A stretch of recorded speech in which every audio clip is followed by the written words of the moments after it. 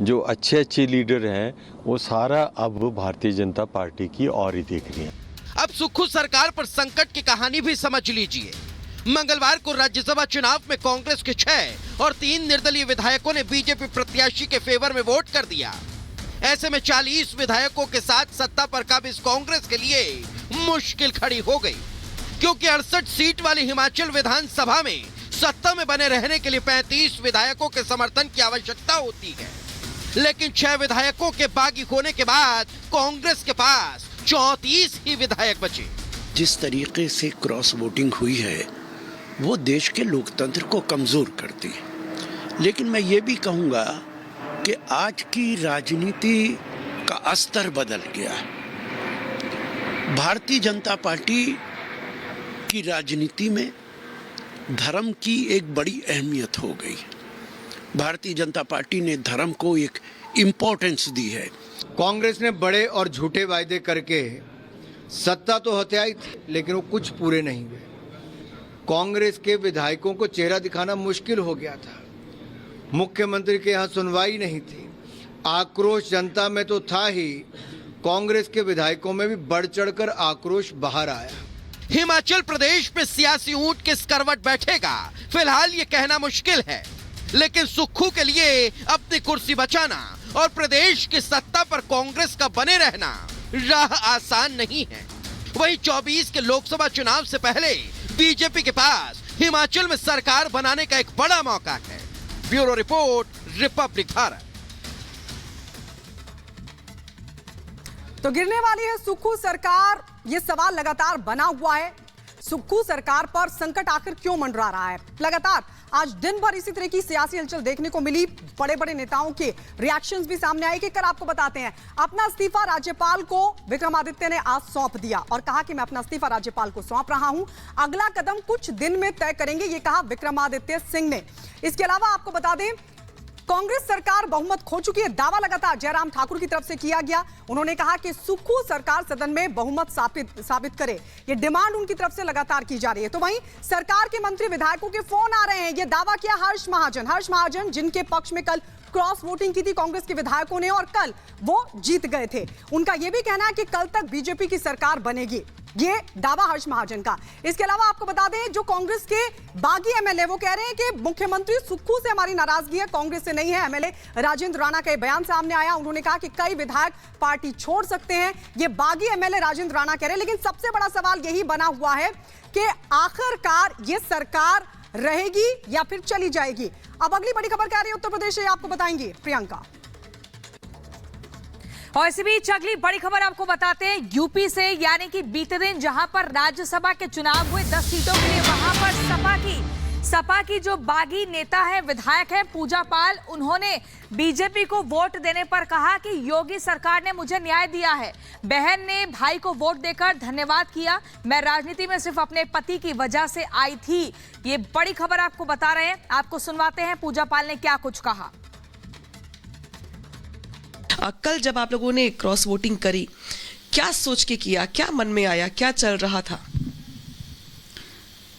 देखिए, कुछ सोच कर नहीं, मगर बस मुझे ऐसा लगा कि भाजपा सरकार में और योगी जी ने जो हम लोग की जो परेशानी थी, जो पीड़ा थी, कहीं ना कहीं उनके रहते हुए उस दुख से हम लोगों को उभारा गया। तो बस मैंने जो एक वोट था मेरे पास, जो मत था, उसको दे करके बस एक, मान लीजिए, एक बहन ने अपने भाई को मत दे करके उनका स्वागत की या अभिनंदन की। आप अपने अतीत की बात कर रही हैं? जी, बस ये राज्यपाल जी की का जो केस था पूरा, उसकी बात कर रही हैं? हाँ, बस एक वोट दे करके उनको धन्यवाद किया कि देखिए, जो घर के जो भाई या एक देवर का अधिकार होता है कि चीज़ों को सब कुछ सही करते हैं। तो क्योंकि मेरा घर भी महाभारत ही रहा है और शकुनी जैसे षड्यंत्र रचने वाले भी रहे हैं, तभी सारी चीज़ें हुई। तो मगर इतने वर्षों से इतना सब कुछ झेलने के बाद, क्योंकि मैं विधायक अपने आप को बाद में मानती हूँ, मैं एक नॉर्मल लड़की थी, महिला थी। उसके बाद मैंने बहुत संघर्ष करके मैंने सारी चीज़ों को यहाँ पर मेंटेन किया, जो कर भी नहीं सकती थी, मगर ईश्वर का आशीर्वाद था तभी किया। और सच्चाई थी, लगन था और एक जुनून था कि राजूपाल जी को न्याय दिलाना है और शहर पश्चिमी में अतीक अहमद का आतंक का खात्मा करना है। बस यही दो मुद्दे को लेकर के मैं आगे चली। ईश्वर ने साथ दिया और शहर पश्चिमी की देवतुल्य जनता ने मेरा सपोर्ट किया। इस चीज़ को लेकर आगे बढ़ी और फिर सन 2007 से लेकर के 23 तक अतीक अहमद को मैंने दोबारा कुर्सी में चढ़ने और बैठने नहीं दिया। और फिर जो एक साल पहले देखने को मिला तो वो कहीं ना कहीं चीज़ों को देखने को मिला कि ये चीज़ जो हो सकता था वो इन्हीं के गवर्नमेंट में हो सकता था। अब ठीक है, वो कानून का वो था, गलत तो हुआ, मगर जो जैसा करेगा मैं लास्ट में यही कहूँगी कि वो वैसा भरेगा। तो उस हिसाब से मुझे लगता है कि मुझे न्याय मिला। इस वजह से एक बहन ने अपने भाई को वो दिया। लेकिन अब तो कार्रवाई की बारी होगी। समाजवादी पार्टी के जितने भी बागी विधायक हैं उन पे कार्रवाई की बात चल रही है। क्या आप तैयार हैं किसी भी कार्रवाई के लिए जो पार्टी आपके ऊपर लेगी? देखिए, मैंने देखिए, हम शौकीन कारण में राजनीति में नहीं आए और मैं शायद राजूपाल जी होते तो मेरा कोई चेहरा भी ना देख पाता। मगर ये है कि उनके न रहने के बाद मेरे कंधों में जिम्मेदारी आई, क्योंकि मेरे यहाँ कोई देवर जेठ था नहीं, मेरे कंधों में जिम्मेदारी आई तो उस जिम्मेदारी को उठाना था। और मैंने राजनीति में मैं सिर्फ इसीलिए आई थी कि राजूपाल जी को न्याय दिला सकूं और शहर पश्चिमी से अतीक का आतंक खत्म कर सकूं, वहाँ की जनता को चैन अमन दे सकूं।